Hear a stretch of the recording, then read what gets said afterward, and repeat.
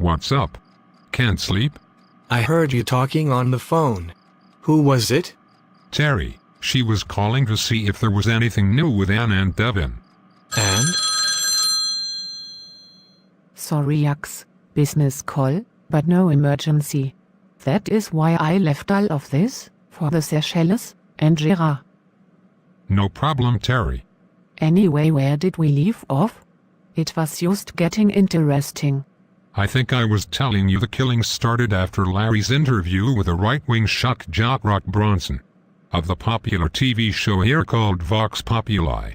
It did not go well. A forced out of the closet gay rights activist is a more accurate description, wouldn't you say? Would you say you glided through life on your good looks, and that if someone scratches the surface there is not much underneath? Are you any different than the thousands of bimbo actresses that slept their way to success or security of marrying a gullible older man? Are you Lord?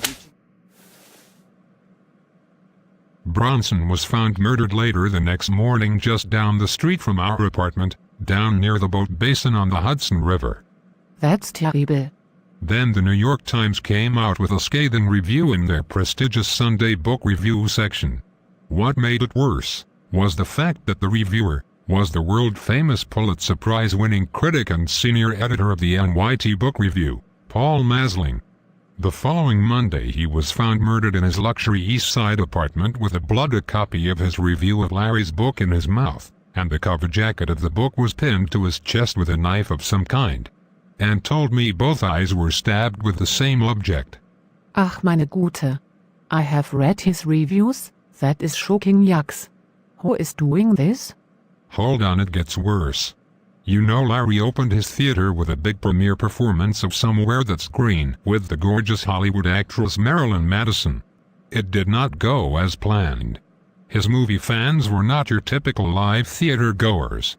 It was almost a riot. We love you, Larry. The show will not go on until you be quiet. I know you are excited, but this is live theater. Turn phone off. Fucking desert. Security. Get that phone and kick that person out now. They leave the show and We love you, Larry. The show. That was a complete disaster.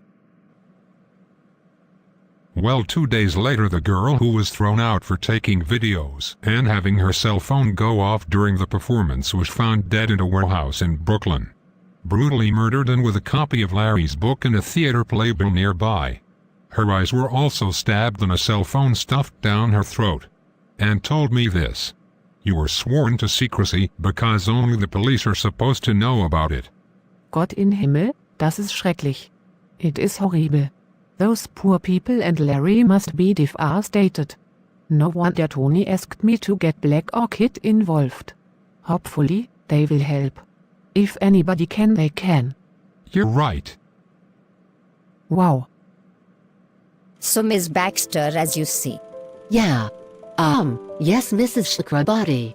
From what we gather, the killer is intelligent, strong, has access to transportation, and is obsessed with Larry Doherty. BFD. That much we know. Tell me something we don't know, then I'll tell you what the police know. Well, because of the strength required to overwhelm the two gentlemen, we thought the killer may be male. However, the style of the killing is more emotional, typically found with female killers.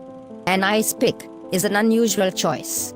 It's something found in many old kitchens. You do not see them much anymore. So, the killer may be older or lives with someone older, a parent or grandparent. Okay, good point, but that does not help me get Anne back. We are working on that, Miss Baxter. We considered the possibility that the killer may be female. It would explain the obsession with Mr. Doherty. The killings were all emotional and in retaliation for some perceived slight to Mr. Doherty. The killer may feel they are protecting or defending him in some odd perverted way.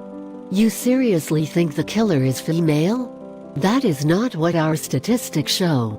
Most serial killers are male, white, and between the ages of 19 and 30. Your organization may be good, but I think you are barking up the wrong tree. You depend on statistics? We have terabytes of statistics. but we also use facts and common sense. The strength, the violence, and the multiple murders suggest male, I do agree. But the choice of weapon, the almost romantic or maternal obsession with Mr. Doherty, the need to seem to protect him, to call out for his attention, to defend him suggests a female. Might I make another hypothesis? Why, yes please do. That is why you are here. We value your insight and input, Miss Baxter. What if the killer was male and gay?